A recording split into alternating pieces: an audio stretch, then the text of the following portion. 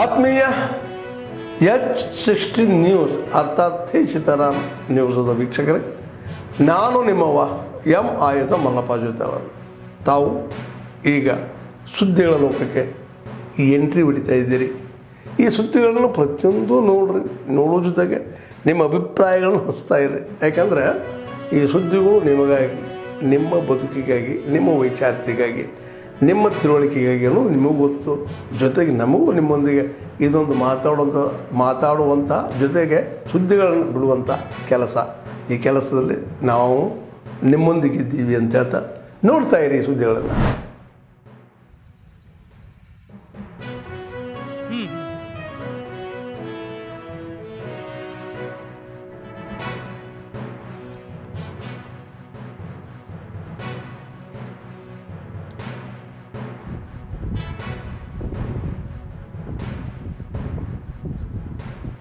Schedule ಕೇಳ್ಕೊಬಿಟ್ಟಿತ್ತು ನಾವು.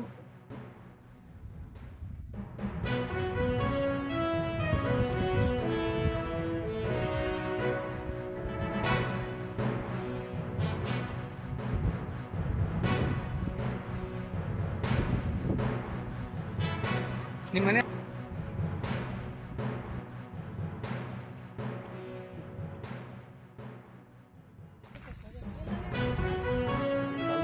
ಇದ್ದಂಥ ಹೊಲವನ್ನು ಉಳಿಸ್ಕೊಳ್ಳೋದೇ ಒಂದು ದೊಡ್ಡ ಸವಾಲಾಗಿರುವಂಥ ದಿನಗಳಲ್ಲಿ ಅವರು ತರಕಾರಿಯಲ್ಲೇ ಲಾಭವನ್ನು ಪಡೆದುಕೊಳ್ಳುವ ಮೂಲಕ 2-3 ವರ್ಷಕ್ಕೊಮ್ಮೆ ಹಂತವಾಗಿ ಹೊಲವನ್ನು ಖರೀದಿ ಮಾಡ್ತಾ ಇವಾಗ ಸುಮಾರು 8 ಎಕರೆ ಹೊಲವನ್ನು ಅವರು ಖರೀದಿ ಮಾಡಿ ಒಂದು ಜೀವನವನ್ನು ಸಾಗಿಸ್ತಾ ಇದ್ದಾರೆ.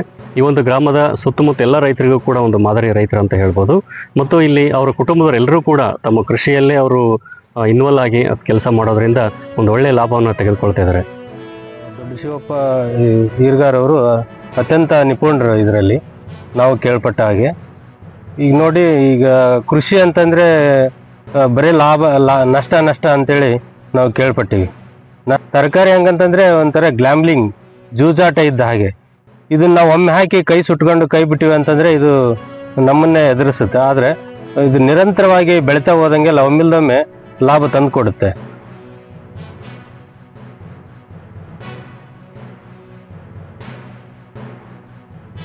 ದೀಡ್ ಎಕರೆ ಟೊಮೆಟೊ ಹಾಕಿದ್ವಿ ರೀ. ಅದು ಸ್ವಲ್ಪ ಉತ್ತಮ ರೀ, ಗುಣ ಆತ್ರಿ. ಅದು ಒಂದು 80-90 ಆತ್ರಿ.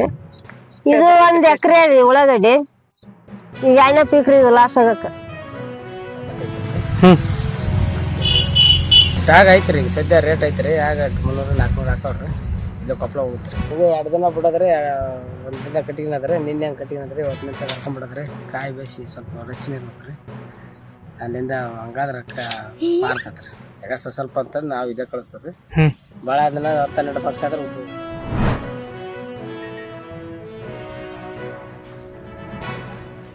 ಚಂದ್ರಕಾಂತ್ ಜೀವನಿಗೆ ಸಹಾಯಕ ಕೃಷಿ ನಿರ್ದೇಶಕರು ಇವರೇ ನಾವು ಉದ್ದಾಜಿ ಕಂಬಾರ ಅವರಿಂದ ಗೌರವ ಸಮರ್ಪಣೆ. ದೇವಪ್ಪ ಅಂಗರಿಗೆ ಅವರಿಗೆ ಗುರುಪುರಲಿಂಗಣ್ಣವರ ಇದಕ್ಕೆ ಅನೇಕ ಜನಪರ ಅಂತಂದ್ರೆ ಮುಖ್ಯ ಪ್ರಭಾರಿಯಾಗಿರ್ತಕ್ಕಂಥ 35 ರೈತರಿಗೆ ಒಂದು ಕಿಟ್ ಕೊಡ್ಲಾಕ ವಿತರಣೆಯನ್ನು ಕಾರ್ಯಕ್ರಮವನ್ನು ಮಾಡೀವಿ. ಅದಕ್ಕೆ ಎಲ್ಲ ರೈತರು ಕೂಡ ಇವತ್ತು ಆ ಕಿಟ್ಟನ್ನು ಒಳ್ಳೆಯ ಒಂದು ತಮ್ಮ ಬೆಳೆಗೆ ಮತ್ತು ಏನದ ಭೂಮಿಗೆ ಒಂದು ಎರೆಹುಳ ಗೊಬ್ಬರವನ್ನು ಒಳ್ಳೆ ಉಪಯೋಗ ಮಾಡಿಕೊಂಡು ಮುಂದೆ ಈಗ ವಾದಂಥ ಬೆಳೆ ಹಿಂಗಾರಿ ಬೆಳೆ ಆದರೂ ಕೂಡ ರೈತರಿಗೆ ಉಪಯೋಗ ಆಗಲಿ ಅಂತೇಳಿ ಈ ಒಂದು ಕಾರ್ಯಕ್ರಮ ಮಾಡೀವಿ.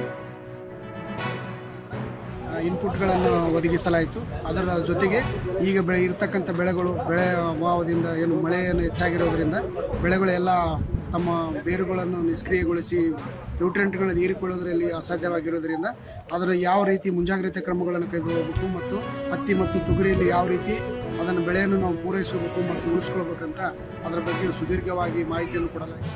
2025-26ನೇ ಸಾಲಿನ ರಾಷ್ಟ್ರೀಯ ಆಹಾರ ಭದ್ರತಾ ಯೋಜನೆಯಡಿಯಲ್ಲಿ ತೊಗರಿ ಮತ್ತು ಹತ್ತಿ ಬೆಳೆದಂಥ ರೈತರಿಗೆ ನಾವು INM ಹಾಗೂ IPM ಕಿಟ್ಟನ್ನು ಇವತ್ತು ವಿತರಣೆ ಮಾಡ್ತಾ ಇದ್ದೇವೆ. ಇದು ನಮ್ಮ FPO ಮೂಲಕ ಒಂದು ರೈತರಿಗೆ ನಾವು ಅವರ ಸಹಯೋಗದಲ್ಲಿ ಇವತ್ತು ನಾವು ಅವರಿಗೆ ಒಂದು ಕಿಟ್ಗಳು ಕೊಡ್ತಾ ಇದ್ದೇವೆ. ಅದೇ ರೀತಿಯಾಗಿ ಪ್ರತಿಯೊಂದು ಈ ಹಂತದಲ್ಲಿ ರೈತರು ಏನು ಕ್ರಮಗಳು ಕೈಗೊಳ್ಳಬೇಕೆಂಬುದರ ಬಗ್ಗೆ ರೈತರಿಗೆ ಮಾಹಿತಿಯನ್ನು ಕೊಡ್ತಾ ಇದ್ದೇವೆ.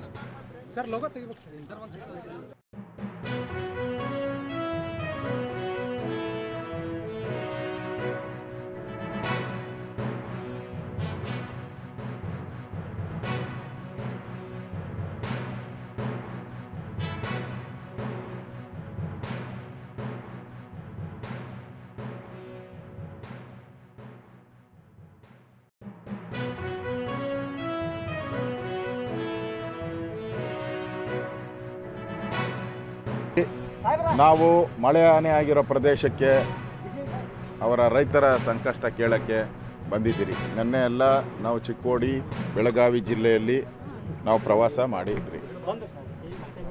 ಇದುವರೆಗೂ ಕಾಂಗ್ರೆಸ್ಸರು ಕಳೆದ 2 ತಿಂಗಳಾಯಿತು ಮಳೆ ಶುರುವಾಗಿ ಮಲೆನಾಡು ಭಾಗದಲ್ಲಿ ಭೂಕುಸಿತ ಆಗಿ ಅಲ್ಲಿ ಅನಾಹುತ ಆಗಿದೆ. ಈ ಭಾಗದಲ್ಲಿ ಉತ್ತರ ಕರ್ನಾಟಕ ಭಾಗದಲ್ಲಿ ಪ್ರವಾಹದ ರೀತಿ ಈ ಮಹಾರಾಷ್ಟ್ರದ ನೀರು ಬಂದೂ ಕೂಡ ಎಫೆಕ್ಟ್ ಆಗಿದೆ. ಇಲ್ಲಿ ಮಳೆ ಹಾನಿಯಿಂದ ಸುಮಾರು ಒಂದು 10 ರಿಂದ 12 ಲಕ್ಷ ಹೆಕ್ಟೇರಷ್ಟು ಜಮೀನಿಗೆ ಅನಾಹುತ ಆಗಿದೆ. ಬಿಜಾಪುರ ಜಿಲ್ಲೆಯಲ್ಲೇ ನನ್ನ ಜಿಲ್ಲಾಧಿಕಾರಿಗಳು ವರದಿ ಕೊಟ್ಟರು 52,000 ಹೆಕ್ಟೇರ್ ಜಮೀನಿಗೆ ಬೆಳೆ ಹಾನಿಯಾಗಿದೆ. 52,000. ರಾಜ್ಯ ಸರ್ಕಾರ ಇದುವರೆಗೂ ಏನು ಕೂಡ ಪರಿಹಾರ ಕೊಟ್ಟಿಲ್ಲ. ಯಾವುದು ಗಂಜಿ ಕೇಂದ್ರಗಳನ್ನು ಮಾಡಿತ್ತು ಆ ಗಂಜಿ ಕೇಂದ್ರಗಳೆಲ್ಲ ಮುಚ್ಕೊಂಡು ಹೋಗ್ತಾ ಇದ್ದಾರೆ. ಅನ್ನ ಇಲ್ದಿರ, ಅಲ್ಲಿ ಫೆಸಿಲಿಟಿ ಇಲ್ದಿರ, ಜನ ಬರದೇ ಇರೋದ್ರಿಂದ ಮುಚ್ಕೊಂಡು ಹೋಗ್ತಾ ಇದ್ದಾರೆ. ಆ ಪರಿಸ್ಥಿತಿ ಇವತ್ತು ರಾಜ್ಯದಲ್ಲಿದೆ. ಅರ್ಥಕೊಳ್ಳುವಂಥ ಪ್ರಯತ್ನ ಮಾಡಿದ್ವಿ. ಇವತ್ತು ವಿಜಯಪುರ ಜಿಲ್ಲೆಗೆ ಬಂದಿದ್ದೇವೆ. ವಿಜಯಪುರ ಜಿಲ್ಲೆಯಲ್ಲೂ ಕೂಡ ವಿಶೇಷವಾಗಿ ತೊಗರಿ ಬೆಳೆ, ಹತ್ತಿ ಮತ್ತು ಕಬ್ಬು ಇಷ್ಟು ಕೂಡ ಬಹುತೇಕ ನಾಶವಾಗಿದೆ. ತೊಗರಿ ಬೆಳೆಯಂತೂ ಏನೂ ಕೈಗೆ ಹತ್ತಿಲ್ಲ. ಹತ್ತಿನೂ ಅದೇ ಪರಿಸ್ಥಿತಿ ಇದೆ. ಸಬ್ಮರ್ಜ್ ಆಗಿರೋ ಏರಿಯಾಗಳಲ್ಲಿ ಬದುಕೇ ಕಷ್ಟ ಅನ್ನೋ ಸ್ಥಿತಿ ಇದೆ. ಹಳ್ಳಿಗೆ ಬನ್ನಿ, ಹಳ್ಳಿಗೆ ಬಂದು ರೈತರ ಜೊತೆಯಲ್ಲಿ ಮಾತಾಡಿ, ಜಮೀನು ನೋಡಿ, ಅಲ್ಲಿ ಬೆಳೆ ಕಂಡುಕೊಂಡಿರ್ತಕ್ಕಂಥ ರೈತರ ಪರಿಸ್ಥಿತಿನ ಅರ್ಥ ಮಾಡ್ಕೊಳ್ಳಿ.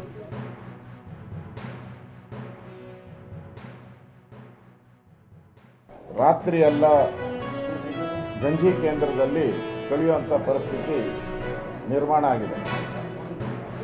ಆದರೆ ರಾಜ್ಯ ಸರ್ಕಾರ ಕುಂಭಕರ್ಣ ನಿದ್ದೆ ಮಾಡಿ ಯಾವ ಮಂತ್ರಿನೂ ಕೂಡ, ಮುಖ್ಯಮಂತ್ರಿ ಯಥಾ ಪ್ರಕಾರ ಮುಖ್ಯಮಂತ್ರಿ ಸಿದ್ದರಾಮಯ್ಯನವರು, ಮಂತ್ರಿಗಳು ಕೂಡ ಯಾರೂ ಕೂಡ ಸ್ಥಳಕ್ಕೆ ಭೇಟಿ ಮಾಡಿ ಅಹವಾಲುಗಳನ್ನು ಕೇಳಿ ಸಮಸ್ಯೆಯನ್ನು ಬಗೆಹರಿಸುವಂಥ ಪ್ರಾಮಾಣಿಕ ಪ್ರಯತ್ನ ಯಾರೂ ಮಾಡಿಲ್ಲ.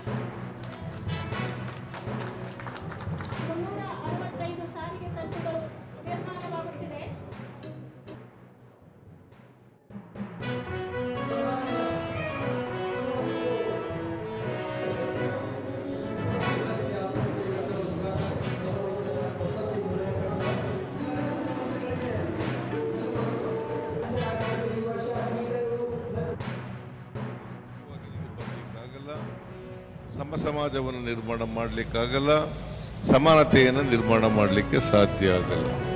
ಇದು ಅತ್ಯಂತ ಅವಶ್ಯ ಅಂತಕ್ಕಂಥದ್ದನ್ನು ನಾವೆಲ್ಲರೂ ಕೂಡ ಅರ್ಥ ಮಾಡ್ಕೋಬೇಕಾಗ್ತದೆ. ಆಗ ಮಾತ್ರ, ಯಾಕಂದರೆ ಬುದ್ಧ, ಬಸವ, ಅಂಬೇಡ್ಕರ್, ಗಾಂಧೀಜಿ ಹೇಳಿರ್ತಕ್ಕಂಥದ್ದು ನಮ್ಮ ಸಮಾಜದಲ್ಲಿ ಕಟ್ಟ ಕಡೆಯ ಮನುಷ್ಯ ಯಾರಿದ್ದಾರೆ ಅವರಿಗೆ ನ್ಯಾಯ ಒದಗಿಸ್ಕೊಡ್ತಕ್ಕಂಥ, ಅವ್ರಿಗೆ ಸವಲತ್ತುಗಳನ್ನು ಒದಗಿಸ್ಕೊಡ್ತಕ್ಕಂಥ, ಅವ್ರಿಗೆ ಆರ್ಥಿಕವಾಗಿ ಸಾಮಾಜಿಕವಾಗಿ ಶಕ್ತಿಯನ್ನು ತುಂಬತಕ್ಕಂಥ ಕೆಲಸವನ್ನು ಮಾಡಿದಾಗ ಮಾತ್ರ ಸ್ವಾತಂತ್ರ್ಯ ಯಶಸ್ವಿ ಆಗಲಿಕ್ಕೆ ಸಾಧ್ಯ ಆಗ್ತದೆ. ಇಲ್ಲದೆ ಹೋದರೆ ಸ್ವಾತಂತ್ರ್ಯ ಯಶಸ್ವಿ ಆಗಲಿಕ್ಕೆ ಕಷ್ಟ ಆಗ್ತದೆ ಅಂತಕ್ಕಂಥ ಮಾತುಗಳನ್ನು ಇವರೆಲ್ಲರೂ ಕೂಡ ಮಹನೀಯರುಗಳು ಹೇಳಿರ್ತಕ್ಕಂಥ ಮಾತುಗಳು. ಈ ರೀತಿಯಾಗಿ ನಮ್ಮ ಸರ್ಕಾರ ಇವತ್ತು ಅಸಮಾನತೆಯನ್ನು ತೊಡೆದಾಕಲಿಕ್ಕೆ ಅನೇಕ ಕಾರ್ಯಕ್ರಮಗಳನ್ನು ಇವತ್ತು ನಾವು ಮಾಡ್ತಾ ಇದ್ದೀವಿ.